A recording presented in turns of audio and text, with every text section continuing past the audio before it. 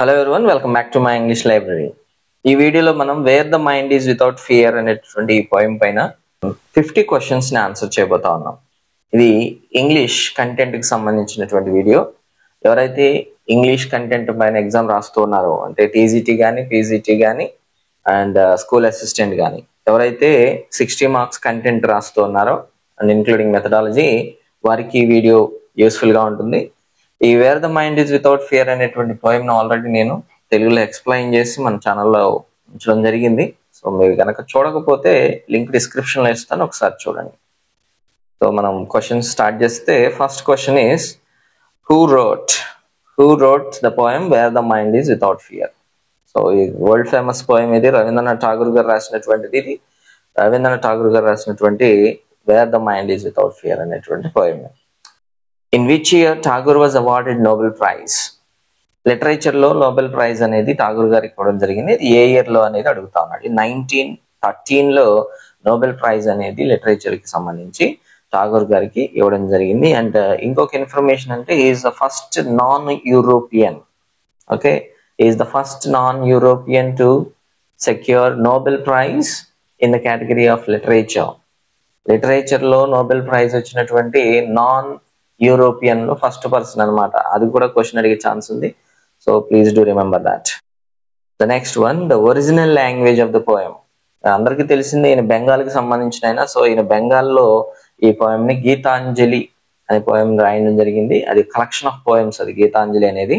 అందులో భాగంగానే మనకి wear the mind is without fear అనే పోయం అనేది ఉంటుంది. అండ్ ఈ పోయం యొక్క నెంబర్ వచ్చేసరికి గీతాంజలిలో 35, అంటే 35th పోయం గా మనకి గీతాంజలిలో where the mind is without fear అనే ఒక పోయం అనేది ఉంటుంది అనమాట. అంటే ఒక స్టాంజా లాగా ఉంటుంది అది. ఓకే, బెంగాలీలో రాయడం జరిగింది. And 35th poem in Gitanjali, where the mind is without fear అనేది. Okay, the original Bengali title.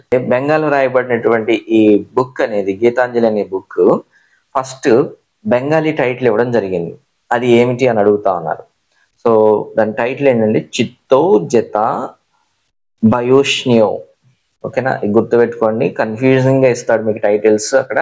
So మీరు గుర్తు పెట్టుకోవాలి ఇక్కడ చిత్తో. ఓకేనా, అండ్ బయోష్నియో అంటే ఇక్కడ మనకి ఇక్కడ బయోష్నియో బెంగాల్, అది ఒకసారి గుర్తుపెట్టుకోండి. ఓకేనా, పైన ఇంకోటి ఉంది బాలాబషి అని, అది కాదు. ఓకేనా, ఇది వేరే meaning. So answer is Bhayshunya. మీరు ల్యాండ్ మార్క్స్ పెట్టుకోవాలి. మీరు ఏదైనా సరే ఒక ఐడెంటిటీ పెట్టుకుంటే మీకు ఆన్సర్స్ అనేవి గుర్తుంటాయి బై హార్ట్ చేయకుండా. The poem was included in which collection? Already చెప్పాను, ఇది ఏ కలెక్షన్ లకు సంబంధించింది? Where the mind is without fear అనేది గీతాంజలికి సంబంధించింది. అంటే గీతాంజలి అనేది ఒక కలెక్షన్ ఆఫ్ పోయమ్స్. ఓకేనా, and next the poem was written during the. Okay, ఏ టైంలో ఈ పోయం అనేది రాయడం జరిగింది? ఈ పోయం అనేది బ్రిటిష్ టైంలో రాయడం జరిగింది. బ్రిటిష్ రూల్ టైంలో ఈ పోయం అనేది రాయడం జరిగింది. ఎప్పుడు రాశారో అని అడిగితే గనక 1910 లో ఈ పోయం ని రాయడం జరిగింది. ఫస్ట్ బెంగాలీలో రాశారు. అండ్ అది 1911 లో ఇంగ్లీష్ లోకి ట్రాన్స్లేట్ చేయడం జరిగింది. అండ్ దీన్ని 1912 లో ఇంగ్లీష్ లోది పబ్లిష్ చేయడం జరిగింది. ఓకేనా, ఈ ఇయర్స్ మీరు గుర్తుపెట్టుకోవాలి. బ్రిటిష్ రూలింగ్ టైంలో గీతాంజలి అనేది రాయడం జరిగింది. 1910 లో రాశారు ఇది. అండ్ నెక్స్ట్ 1911 లో బెంగాలీ వర్షన్ ని దాన్ని ఇంగ్లీష్ లోకి ట్రాన్స్లేట్ చేయడం జరిగింది. అయితే అది ఎప్పుడు పబ్లిష్ అయింది అంటే పబ్లిష్ అయింది మాత్రం 1912 లో. అండ్ 1913 లో మీకు నోబెల్ ప్రైజ్ అనేది వచ్చింది. ఇది ఎంత చైన్ లాగా ఉంది. సో అది మీరు గుర్తుపెట్టుకోండి. ఓకేనా, ఇది మీరు గుర్తుపెట్టుకోవాల్సిన చైన్ అది. The next one, the poem is, ఇది ఎలాంటి పోయం అని అడుగుతా ఉన్నాడు. ఇది ఏమన్నా సెటైరికల్ పోయం అంటే, సెటైర్ అంటే విమర్శనాత్మకమైనది, అంటే ఇండైరెక్ట్ గా విమర్శించడాన్ని సెటైర్ అంటాం. ఇది సెటైర్ కాదండి, ఎవరి మీద సెటైర్ వేయట్లేదు. అండ్ ఇది ఏమన్నా ఒక కథ లాంటిది అంటే కథ కాదు ఇది. అండ్ ఇదేమన్నా డైరీ అంటే డైరీ కాదు, ఇది ఒక ప్రేయర్. ఈ పోయం కనుక చదివినట్లయితే మీకు అర్థం అవుతుంది. ఇది దేవుడికి ప్రేయర్ చేస్తున్నట్లుగా అయినా రవీంద్రనాథ్ ఠాగూర్ గారు రాయడం జరిగింది. ఇది ఒక prayer. Okay, wear the mind is without fear అనే పోయం అనేది ఒక ప్రేయర్ లాగా ఉంటుంది అనమాట. And which value is not emphasised. మీరు క్వశ్చన్ క్లియర్ గా చదవాలి ఎప్పుడైనా సరే. క్లియర్ గా క్వశ్చన్ చదవనప్పుడు ట్విస్ట్ అనేది క్వశ్చన్ లో కనిపిస్తుంది అప్పుడప్పుడు. ఓకేనా, అన్ని డైరెక్ట్ గా అడిగేస్తే మనకి అక్కడ క్వశ్చన్ కి వాల్యూ ఉండదు. సో మన కాంపిటేటివ్ ఎగ్జామ్ ఎప్పుడు కూడా క్వశ్చన్ ని వన్స్ ఆర్ ట్వైస్ చదువుకోవాలి. ఎంఫసైజ్డ్ అనేది చూస్తాం కానీ నాట్ అనేది చూడలేదు అనుకోండి, మళ్ళీ అక్కడ తెలిసి కూడా రాంగ్ చేయాల్సి వస్తుంది. సో నాట్ ఎంఫసైజ్డ్ అంటున్నాడు అంటే దేన్ని హైలైట్ చేయలేదు ఈ పోయంలో అని అడుగుతున్నాడు. ఫియర్లెస్నెస్ ని హైలైట్ చేయలేదని ఖచ్చితంగా దాని గురించి ఆయన అసలు స్టార్ట్ చేసింది. Wear the mind is without fear అన్న టైటిల్ లోనే ఉంది కదా. సో ఫియర్లెస్నెస్ అనేది ఉంటుంది, దాని గురించి మాట్లాడాడు ఆయన ఎక్కువ. And next knowledge is free అంటాడు. సో నాలెడ్జ్ గురించి కూడా మాట్లాడాడు ఆయన. ఓకేనా. అండ్ నెక్స్ట్ ట్రూత్ అంటే బీ ట్రూత్ఫుల్ అంటాడు, ప్రజల్ని ట్రూత్ఫుల్ గా బ్రతకాలని చెప్తాడు. సో ఇది కూడా ఉంది.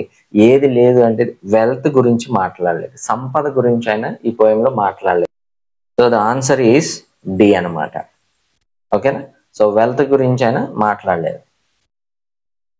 నెక్స్ట్, ఠాగూర్ వాస్ బోర్న్, ఏ ఇయర్ లో అయినా జన్మించడం జరిగింది. ఠాగూర్ గారు అనేది 1861 లో ఆయన పుట్టడం జరిగింది. అండ్ 1941 లో ఆయన డెత్ అనేది జరిగింది. ఓకేనా. బర్త్ 1861 అయితే అండ్ 1941 అనేది death. And the living span is 80 years. ఓకేనా. సో 80 years ఆయన బ్రతకడం జరిగింది. అలా కూడా అడగొచ్చు, ఆయన ఎన్ని సంవత్సరాలు బతికడానికి కూడా అడగొచ్చు క్వశ్చన్ ని. సో ఏ యాంగిల్ నుంచి క్వశ్చన్ అడిగినా సరే మనం ఆన్సర్ చేయగలిగేలా ఉండాలి. Next, the speaker in the poem addresses, ఎవరిని అడ్రస్ చేస్తున్నాడు ఈ మన రవీంద్రనాథ్ ఠాగూర్ గారు ఈ పోయం ద్వారా ఎవరిని అడ్రస్ చేస్తున్నాడంటే దేవుడిని అడ్రస్ చేస్తున్నాడు. దేవుడికి డైరెక్ట్ గా మాట్లాడుతున్నట్లుగా ప్రేయర్ లాగా ఆయన మాట్లాడడం జరిగింది. So god. Next, Tagore gave up his knighthood. ఈ నైట్హుడ్ అనేది ఏంటంటే ఇది ఒక అవార్డ్ లాంటిది. అవార్డ్ అంటే మనకు ఒక రికగ్నైజేషన్, మనకి సర్ అనే అవార్డు ఉంటుంది ఇంగ్లీష్ వాళ్ళకి, ఇది ప్రెస్టీజియస్ అవార్డు, ఇది దాన్ని నైట్హుడ్ అంటారు.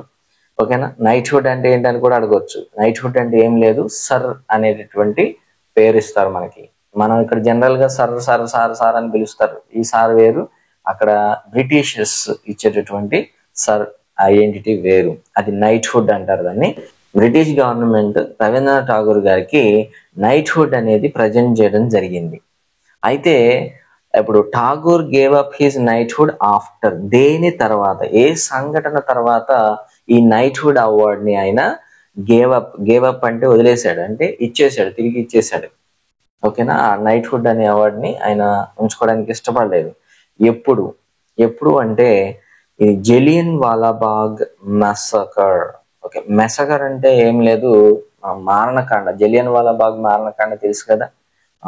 ఆ టైంలో ఆ యొక్క మారణకాండ జరిగిన దానికి బాధగా చింతిస్తూ దానికి నిరసనగా ఆయన ఈ నైట్హుడ్ అనే అవార్డుని తిరిగి ఇచ్చడం జరిగింది. Right. Tagore believed in the unity of, ఏ యూనిటీలో ఆయన నమ్మకం కలిగి ఉన్నాడని అడుగుతా ఉన్నాడు. ఏ యూనిటీని నమ్ముతా ఉన్నాడు? యూరోపియన్ కి సంబంధించింది కాదు. నెక్స్ట్, కమ్యూనిజం గురించి ఆయన మాట్లాడలేదు. అండ్ హిందూ ముస్లిం యూనిటీ గురించి కూడా మాట్లాడలేదు ఆయన. మతాల గురించి అంటే పర్టికులర్ మతాల గురించి మీరు కలిసి ఉండాలని చెప్పలేదు. ఓకేనా. ఆల్ రిలీజియస్, మీ యొక్క మత మౌఢ్యాలను పక్కన పెట్టాలన్నాడు. అంతేగాని మతాలు కలిసి ఉండాలని మాట్లాడలేదు. హ్యుమానిటీ, అదే హ్యుమానిటీ అంటే అందరూ కలిసి ఉండాలి అని చెప్పడాన్ని హ్యుమానిటీ. సో దీన్ని ఎక్కువగా ఆయన హైలైట్ చేయడం జరిగింది, దీంట్లోనే ఆయన బిలీవ్ చేయడం జరిగింది. సో హ్యుమానిటీ అనేది ఆయన యొక్క బిలీఫ్ అన్నమాట. The English version of the poem was translated by, okay, ఎవరు దీన్ని ఇంగ్లీష్ లోకి ట్రాన్స్లేట్ చేయడం జరిగిందని అంటా ఉన్నాడు. ఇది బెంగాలీలో రాశారు తెలిసిందే మనకి. సో దీన్ని ఇంగ్లీష్ లోకి ఎవరు ట్రాన్స్లేట్ చేశారు అంటే అరబిందో గారు కాదు, గాంధీ గారు కాదు, ఠాగూర్ గారు. Tagore himself translated. ఓకేనా. ఆయన సొంత పోయంని తానే ఇంగ్లీష్ లోకి ట్రాన్స్లేట్ చేయడం జరిగింది.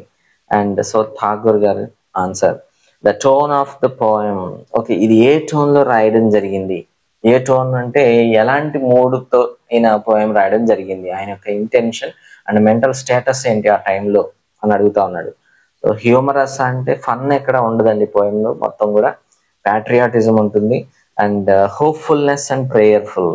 ఓకేనా, ఇక్కడ ఈయన మొత్తం పోయం అంతా చదివితే ఆ హోప్, ఆశావాదం కనిపిస్తా ఉంది. అంటే ఆ యొక్క ఆప్టిమిజం కనిపిస్తా ఉంటుంది ఈ పోయం మొత్తం కూడా. ఆప్టిమిజం అంటే ఆశావాదం, hopefulness and prayerful. And prayerful గా విత్ రెస్పెక్ట్ గాడ్ ని ప్రేయర్ చేస్తూ అడగడం జరుగుతూ ఉంది. సో యాంగ్రీ ఎక్కడ ఎక్స్ప్రెస్ చేయరు, ఐరానికల్ అన్న సెటైరికల్ అని ఒకటే. సో ఐరానికల్ గా మాట్లాడలేదు, యాంగ్రీగాను మాట్లాడలేదు, కానీ బాధగా ఆశతో అడగడం జరిగింది. సో ఇది హోప్ఫుల్ అండ్ ప్రేయర్ఫుల్ అన్నమాట. Next, the poets main concern. Okay, ఈ పోయట్ యొక్క మెయిన్ కన్సర్న్, దేని గురించి ఈయన ఎక్కువగా వరి అవడం జరిగింది, అసలు దేని గురించి ఎక్కువగా ఈయన మాట్లాడడం జరిగింది అని అడుగుతా ఉన్నాడు. సో ఈయన ఇండస్ట్రియల్ గ్రోత్ గురించి అడుగుతా ఉన్నాడా? ఇండస్ట్రియల్ గ్రోత్ అంటే అక్కడ మనకి ఇండస్ట్రియల్ గ్రోత్ గురించి పాయింట్ రాదు అసలు.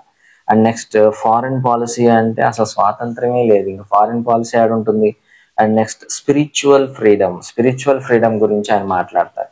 ఆల్రెడీ వెల్త్ అనే దాని గురించి మాట్లాడలేదు అని క్వశ్చన్ ఆల్రెడీ మనం చూసుకున్నాం.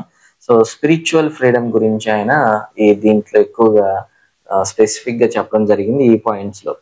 Next, where the mind is without fear అంటే ఏంటి? మీన్స్ అంటే ఇది ఫారెస్టా, వార్ జోనా, అంటే ఫియర్లెస్ ఎన్విరాన్మెంటా, and a place without laws. అంటే fearless, where the mind is without fear, ఎక్కడైతే మనసు భయం లేకుండా ఉంటుందో అనేది దాని అర్థం. సో ఫియర్లెస్ ఎన్విరాన్మెంట్ అనేది దాని correct answer. And next, head is held high.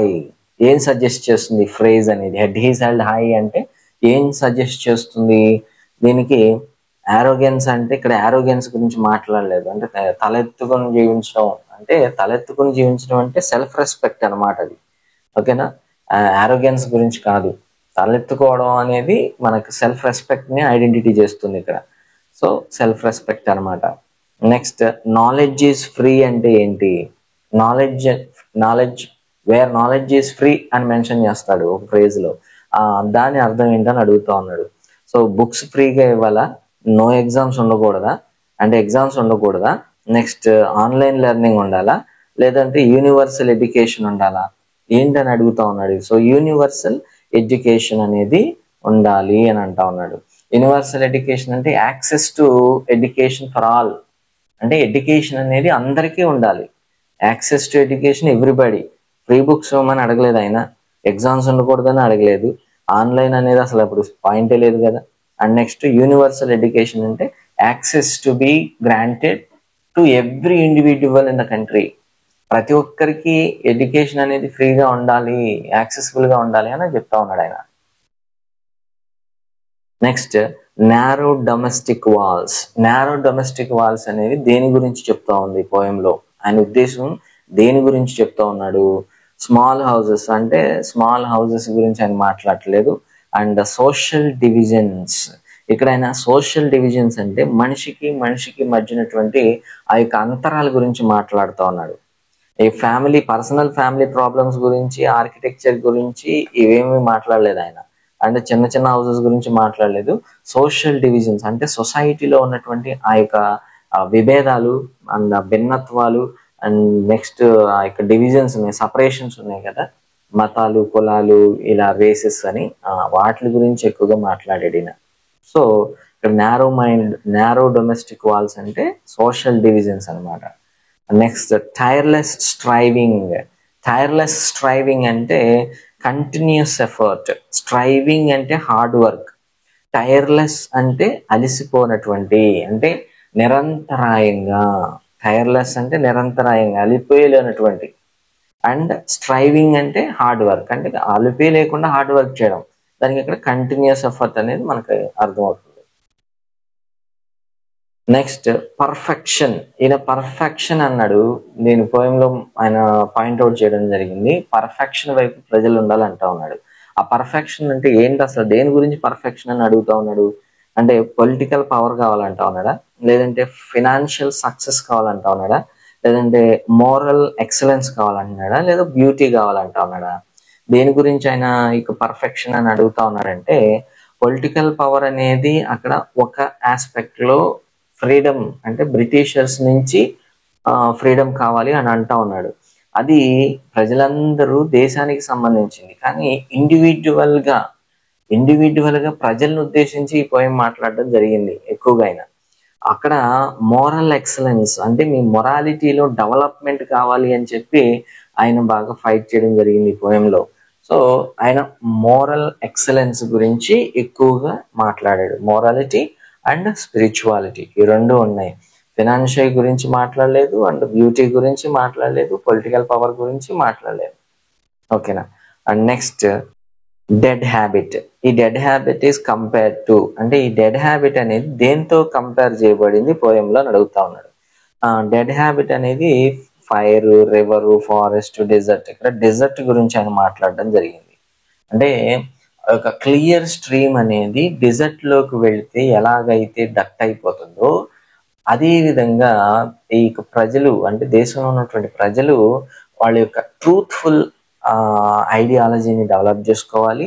ఈ ట్రూత్ఫుల్ ఐడియాలజీ అనేది దారి తప్పిపోకుండా మీ యొక్క అంటే చచ్చినటువంటి చావలేనటువంటి స్థితిలో కాకుండా ఉత్సాహమైనటువంటి స్థితిలో and energetic and spiritually enriched కండిషన్లో ప్రజలు ఉండాలి అని ఆయన చెప్పడం జరిగింది. ఇక్కడ డెడ్ హ్యాబిట్స్ అనేవి డెజర్ట్ తో కంపేర్ చేస్తూ ఆయన చెప్పడం జరిగింది పోయంలో.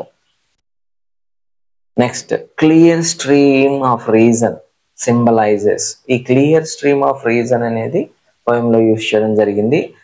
దాన్ని అది ఏం సింబలైజ్ చేస్తుంది అంటే ఏం చెప్తుంది, దేని గురించి చెప్తుంది అంటే ఇక్కడ మనకి పొల్యూషన్ గురించి చెప్పట్లేదు.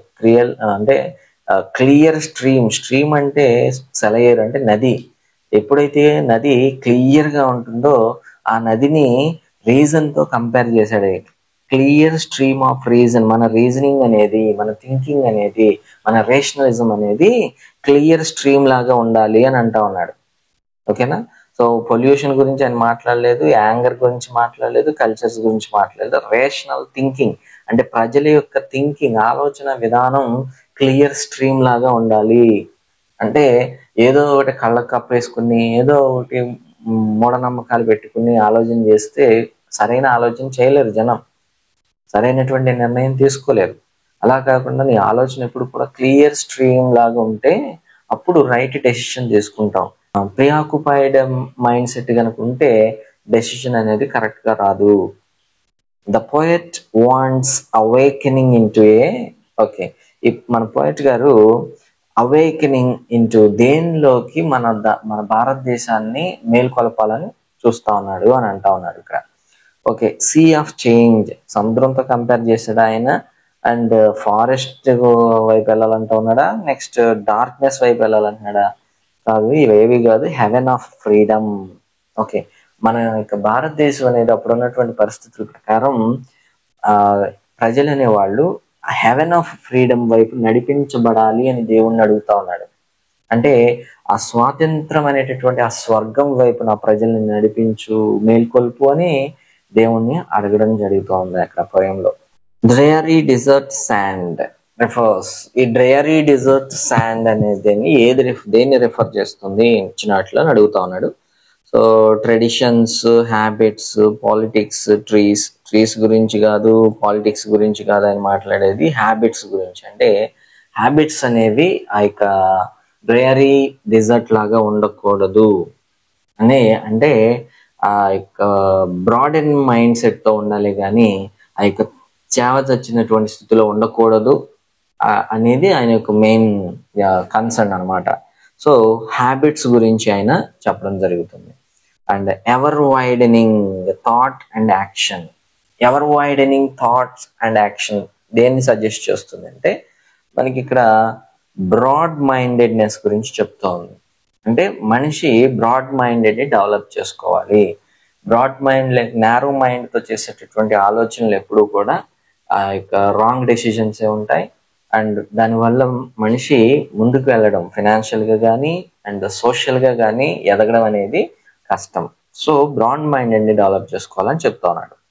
Next poets attitude towards habit. ఈ హ్యాబిట్ గురించి ఆయన ఏం చెప్తా ఉన్నాడు?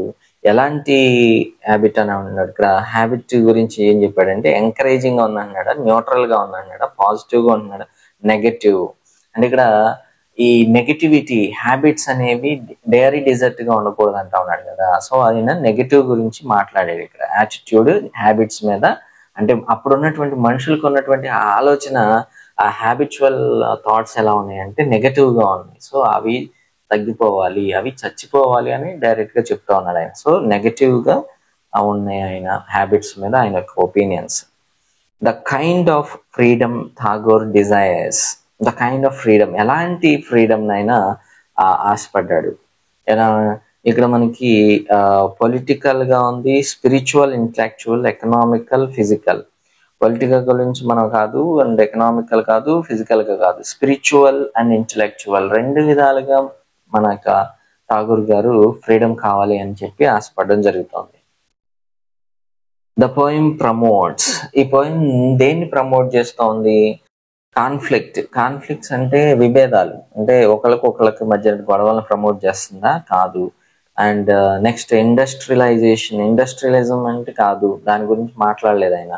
అండ్ డివిజన్ అంటే సపరేషన్, అంటే విడదీయడం, అదిగా ఆయన మాట్లాడలేదు. ఏకత్వం కావాలన్నాడు, అంటే యూనిటీ కావాలన్నాడు. నెక్స్ట్ యూనివర్సల్ బ్రదర్హుడ్ కావాలి అని చెప్పి ఆయన ఈ ఐడియాలజీని ప్రమోట్ చేయడం జరిగింది. And next the prayer in the poem is directed towards. Okay, ఈ ప్రేయర్ అనేది ఎవరికి చేయడం జరిగింది అని అడుగుతాడు. సో ఇక్కడ ఆల్రెడీ గాడ్ అని చెప్పుకున్నాను. సో గాడ్, ఈ pray to the god. Next poetic device in the clear stream of reason. Okay, clear stream of reason అనేటటువంటి ఈ ఫ్రేజ్ లో ఉన్నటువంటి పొయిటిక్ డివైస్ ఏంటి అని అడుగుతా ఉన్నాడు. So clear stream of reason అంటే, ఇప్పుడు రీజన్ అంటే రీజనింగ్ కెపాసిటీ, అంటే థింకింగ్ కెపాసిటీ. ఈ థింకింగ్ కెపాసిటీని దేంతో పోల్చాడు అంటే క్లియర్ స్ట్రీమ్ తో పోల్చాడు. అంటే కంపారిజన్ ఉంది ఇక్కడ, కంపారిజన్ ఉంది, కానీ ఎటువంటి కంపారిటివ్ వర్డ్స్ లేవు. ఎలాగంటే యాజ్ కానీ లైక్ కానీ ఇలాంటి వర్డ్స్ ఏమి లేవు కదా. సో ఇలాంటి వర్డ్స్ ఏమి లేవు కానీ కంపారిజన్ ఉంది అంటే మనకి మెటాఫర్ అని తీసుకోవాలి. So metaphor is used there. Dead habit. ఇక్కడ డెడ్ హ్యాబిట్ అనేది దేనికి ఎగ్జాంపుల్ గా ఉంది ఇక్కడ అని అడుగుతా ఉన్నాడు. డెడ్ హ్యాబిట్స్ అనేవి చచ్చినాయి. అంటే హ్యాబిట్ అనేది మనకి ఇన్విజిబుల్ థింగ్, అది ఒక ఫిజికల్ ప్రెజెన్స్ తో ఉన్నటువంటిది కాదు. అండ్ నెక్స్ట్ ఇది డెడ్ అంటాడు. ఫిజికల్ ప్రెజెన్స్ లేనప్పుడు దానికి డెడ్ లివ్ అనేది ఉండదు కదా. సో అలాంటి వాటిని మనం ఏం చేస్తామంటే, అంటే లైఫ్లెస్ థింగ్స్ ని లైఫ్ ఉన్నట్లుగా చెప్తాను మనం ఇక్కడ పర్సానిఫికేషన్ అంటారు. పర్సానిఫికేషన్ అనేది యూజ్ చేయడం జరిగింది. ఇది పర్సానిఫికేషన్ కి example. The poem is return in. ఈ పోయమ్ అనేది ఎలా రాయబడింది, ఏ స్టైల్లో రాయబడింది అని అడుగుతా ఉన్నాడు. సో ఇక్కడ రైమ్డ్ కప్లెట్స్, అంటే రైమ్డ్ కప్లెట్స్ ఉన్నాయి. కప్లెట్స్ అంటే రెండు జతలుగా రైమింగ్ అనేది ఉందా, లేదు ఫ్రీ వర్స్ ఉందా. ఇది ఫ్రీ వర్స్ కి సంబంధించింది. ఈ పోయం అనేది ఫ్రీ వర్స్. ఎందుకంటే ఇక్కడ మనకి ఈ పోయం లో రైమ్ స్కీమ్ అనేది ఉండదు. Okay, no rhyme. ఈ పోయం లో మనకి రైమ్ స్కీమ్ అనేది కనిపించదు. సో ఇది ఫ్రీ వర్స్ అనమాట. Okay, and next the image of a stream. ఇక్కడ మనకి పోయెట్ ఇమేజ్ ని క్రియేట్ చేయడం జరిగింది. ఏ ఇమేజ్ ని? స్ట్రీమ్ అనేటటువంటి ఇమేజ్ ని రీడర్స్ మైండ్ లో జనరేట్ చేయడం జరుగుతుంది.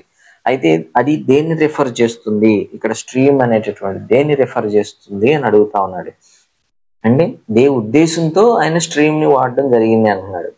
ఇక్కడ రివర్ ని ఉద్దేశించా అంటే రివర్ ని గురించి చెప్పాడు, కానీ రివర్ ని ఉద్దేశించి చెప్పలేదు. ఇక్కడ కల్చర్ గురించి కాదు, రీజన్ అంటే ఇక్కడ మనకి ఆల్రెడీ ఇంతకు ముందు కనిపించింది కదా, క్లియర్ స్ట్రీమ్ ఆఫ్ రీజన్. ఇక్కడ చూడండి, క్లియర్ స్ట్రీమ్ ఆఫ్ రీజన్ అని ఉంది కదా. ఈ రీజన్ ని క్లియర్ స్ట్రీమ్ తో కంపేర్ చేయడం జరిగింది. సో ఆ ఉద్దేశంతో మనకి ఇక్కడ క్లియర్ స్ట్రీమ్, అండ్ స్ట్రీమ్ అనేది దేన్ని రిఫర్ చేస్తుందని అడుగుతా ఉన్నాడు. సో రీజన్ ని ఐడెంటిఫై చేస్తుంది. The poem ends with a. Okay, ఈ పోయం అనేది ఎలా ఎండ్ అవుతుంది? అసలు పోయం అనేది ఎలా ఎండ్ అవుతుంది అంటే ప్రేయర్ తో ఎండ్ అవుతుంది. ప్రేయర్ ఎండింగ్ లో ప్రేయర్ అనేది కనిపిస్తుంది మనకి. సో ప్రేయర్ తో ఎండ్ అవుతుంది. Next tyreless striving stretches it's arms. ఇది దేనికి ఎగ్జాంపుల్ అని అడుగుతా ఉన్నాడు. టైర్లెస్ స్ట్రైవింగ్ అంటే ఆల్రెడీ చెప్పుకున్నాం కదా, అంటే అలుపు లేనటువంటి ఎఫర్ట్స్ అంటే కంటిన్యూస్ ఎఫర్ట్స్ అని అర్థం. ఇది కంటిన్యూస్ ఎఫర్ట్స్ అనేది ఏంటిది, ఒక అబ్స్ట్రాక్ట్ నౌన్ అది, అంటే దానికి ఒక ఫిజికల్ స్ట్రక్చర్ అనేది ఉండదు. స్ట్రెచెస్ ఇట్స్ ఆర్మ్స్ అంటే ఒక కంటిన్యూస్ ఎఫర్ట్ అనేది దాని యొక్క చేతులు చాపాలి అంటూ ఉన్నాడు. అంటే ఇప్పుడు చేతులు ఉంటాయి, కంటిన్యూస్ ఎఫర్ట్ అంటే ఎఫర్ట్స్ కి చేతులు ఉండవు, ఆ ఎఫర్ట్స్ చేసే మనుషులకు ఉంటాయి. కానీ ఇక్కడ టైర్లెస్ స్ట్రైవింగ్ స్ట్రెచెస్ అంటా ఉన్నాడు. అంటే ఇది మనకి హ్యూమనిజం అంటే హ్యూమన్ క్వాలిటీస్ లేకపోయినా హ్యూమన్ క్వాలిటీస్ ఉన్నట్లుగా చెప్తా ఉన్నాడు. అంటే దాన్ని ఏమనుకుంటాం మనం, పర్సానిఫికేషన్ అనాలి. So this is a personification. The tone of the poem is, ఈ పోయం అనేది ఏ టోన్ లో కనిపిస్తా ఉంది. ఇక్కడ మనకి ఈ పోయం అనేది హోప్ఫుల్నెస్ ఆల్రెడీ వచ్చింది మనకి. హోప్ఫుల్నెస్ అంటే ఆప్టిమిజం కనిపిస్తా ఉంది పోయం మొత్తం కూడా.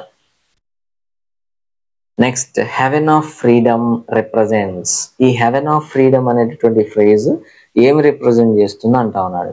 ఈ హెవెన్ ఆఫ్ ఫ్రీడమ్ అంటే an ideal state of nation, అంటే నేషన్ అనేది ఎలా ఉండాలి, ఒక ఐడియల్ స్టేటస్ లో ఉండాలి, ఇలాంటి స్టేట్ లో నా కండిషన్, నా యొక్క కంట్రీ అనేది ఉండాలి అని చెప్పి ఆయన ఊహించుకోవడం జరిగింది.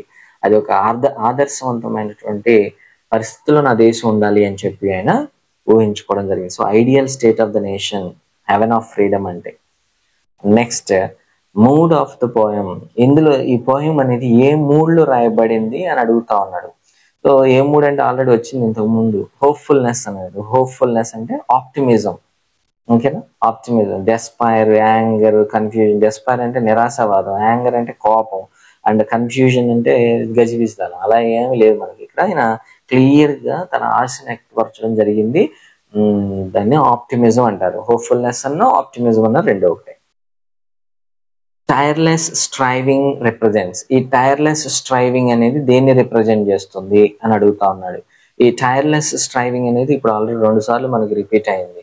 సో మనకి ఇది అప్రెషన్ లేదా లేజినెస్ లేదా determination and imprisonment. A determination అంటే ఎటువంటి పరిస్థితుల్లోనూ నిరాశ చెందకుండా కంటిన్యూస్ గా ఎఫర్ట్ చేయడం, డిటర్మినేషన్ అంటే. సో మనకి కంటిన్యూస్ ఎఫర్ట్ కదా టైర్లెస్ స్ట్రైవింగ్ అంటే, సో డిటర్మినేషన్.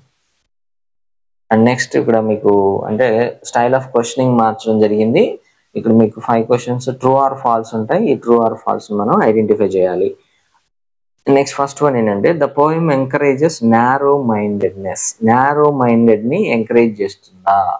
నారో మైండెడ్ ఉండకూడదు అని చెప్పాడు ఆయన, అంటే ఇది false statement. Okay. And next, Tagore wants a country where people are fearless and free. Okay, Tagore గారు తన ప్రజలు అనేవాళ్ళు ఫియర్లెస్ గా అండ్ ఫ్రీగా ఉండాలి అని చెప్పి ఆశపడ్డాడంట. కరెక్టే కదా, ఇది అదే కావాలనుకున్నాడు ఆయన. సో ఇది true statement. And poet praises old customs and dead habits. ఇక్కడ ప్రైజెస్ అంటే పొగుడుతా ఉన్నాడు, అంటే ఓల్డ్ కస్టమ్స్ ని డెడ్ హ్యాబిట్స్ ని పొగుడుతా ఉన్నాడంట. అంటే పొగిడాడు ఆయన, పొగలేదు, విమర్శించాడు. సో ఇది ఫాల్స్ స్టేట్మెంట్ అనమాట. Next, the poem ends with a prayer to god. Already question ఇప్పుడు మన ఈ పోయం అనేది గాడ్ ప్రేయర్ చేస్తున్నట్లుగా ఎండ్ అయిందండి. సో ఇది ట్రూ స్టేట్మెంట్ ఇది. Next, the poem discourages rational thinking. అంటే రేషనల్ థింకింగ్ ని డిస్కరేజ్ చేస్తున్నాను, డిస్కరేజ్ చేయట్లే, ఎంకరేజ్ చేస్తూ ఉంది. రేషనల్ థింకింగ్ ని ఎంకరేజ్ చేస్తూ ఉంది. సో ఇది మనకి false statement, right. And next మనకి ఇప్పుడు 46 నుంచి 50 వరకు మనకి fill in the blanks, options ఏమి ఇవ్వలేదు మనం ఇక్కడ. సో రైట్ వర్డ్ ని ఫిల్ చేయాల్సి ఉంటుంది ఇక్కడ. అంటే కంప్లీట్ గా పోయం మీద అవగాహన ఉన్నప్పుడు మనం ఇది చేయగలం, right. And first one, the poem ends with the line. అంటే పోయం అనేది ఏ లైన్ తో ఎండ్ అవుతుంది అని అడుగుతా ఉన్నాడు. ఈ పోయం అనేది ఏ లైన్ తో ఎండ్ అవుతుందంటే, in to heaven of freedom అని ఆ వర్స్ తో మనకి ఈ పోయం అనేది ఎండ్ అవ్వడం జరుగుతుంది. Next, the poet wants knowledge to be. Okay, మన పోయట్ గారు నాలెడ్జ్ ఎలా ఉండాలనుకుంటా ఉన్నారు, ఎలా ఉండాలి, నాలెడ్జ్ అనేది ఫ్రీగా ఉండాలి. ఓకే, అది ఎవరికి పడితే వాళ్ళకి అందుబాటులో ఉండాలి, అందరికీ అందుబాటులో ఉండే విధంగా ఫ్రీగా ఉండాలని అంటా ఉన్నాడు ఆయన. And next, head is held high. ఈ హెడ్ ఈజ్ హెల్డ్ హై అంటే దేన్ని రిఫర్ చేస్తుంది, ఏ ఉద్దేశంతో వాడాడు అని అడుగుతా ఉన్నాడు. హెడ్ ఈజ్ హెల్డ్ హై అంటే ఇక్కడ self respect, okay, self respect అనే దాని మీద ఆయన వాడడం జరిగింది. సెల్ఫ్ రెస్పెక్ట్ ఉండాలి, ఎక్కడైతే నా ప్రజలు సెల్ఫ్ రెస్పెక్ట్తో బతకగలుగుతారో అక్కడికి నా ప్రజలు నడిపించమని దేవుణ్ణి అడుగుతా ఉన్నాడు ఆయన. Next, the poet wants the mind to be led forward by. Okay, the poet asking అంటే పోయెట్ అడుగుతా ఉన్నాడు ఈ పోయంలో ద మైండ్ అంటే లేదు ప్రజల్ని, ఓకే, టు బి లెడ్ నడిపించబడాలంట, ప్రజలు నడిపించబడాలంట, ముందుకి నడిపించబడాలి నా ప్రజలు. బై అంటే ఎవరి చేత అని అడిగాడో అక్కడ రాయాలి మనం. సో ఎవరి చేత అడుగుతా ఉన్నాడంటే ఇక్కడ ది అనే వర్డ్ని వాడడం జరిగింది అక్కడ, ఓకేనా. అంటే ఈ wants the people of country to be led by the అంటాడు. ది అంటే ఇక్కడ గాడ్ అని అర్థం. ది అంటే యాక్చువల్గా మీనింగ్ వచ్చేసరికి యూ, ఓకే, ఇది మోడర్న్ ఇంగ్లీష్, ఇది ఓల్డ్ ఇంగ్లీష్ వర్డ్. ది అంటే మోడర్న్ ఇంగ్లీష్లో యూ అనేది దానికి అర్థంగా ఉంది. అయితే యూ అనేది ఎవరిని ఉద్దేశించి మాట్లాడుతూ ఉన్నాడు, ఈ యూ అంటే ఎవరో కాదు, గాడ్ అని అర్థం. Okay, so God you have to lead my people in to the heaven of freedom అని అడుగుతా ఉన్నాడు. And next, dead habit is compared. ఈ డెడ్ హ్యాబిట్ అనేది దేంతో కంపేర్ చేస్తూ ద డ్రియరీ